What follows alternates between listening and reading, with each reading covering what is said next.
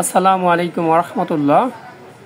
একটু খেয়াল করবেন ভালো মতো যে আমি যদি লিখি BAXCI লিখছি পাই, এই যে আগে আমরা কয়েকদিন আগে যেই আবেদনটা করছিলাম ওই যে জ্বরের টিকা ভ্যাকসিনের জন্য, ওটা আসলে এটা হচ্ছে SPV টিকা, এটা হচ্ছে টাইফয়েড ভ্যাকসিন টিকা।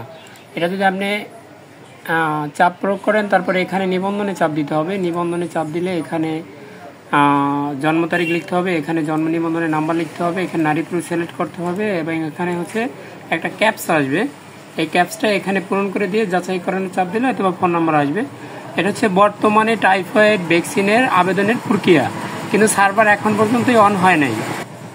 সার্ভার চালু না হওয়ার কারণে এটা আসলে করা যাইতেছে না। তো এটা কোনো সমস্যা না, এটা হচ্ছে সার্ভার সমস্যা, যেহেতু টিকাটা নতুন যার কারণে এটার মধ্যে চালু হয় নাই।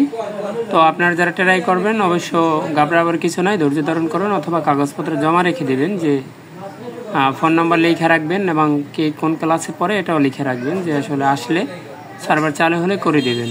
আসসালামু আলাইকুম রহমতুল্লাহ, ভালো থাকবেন।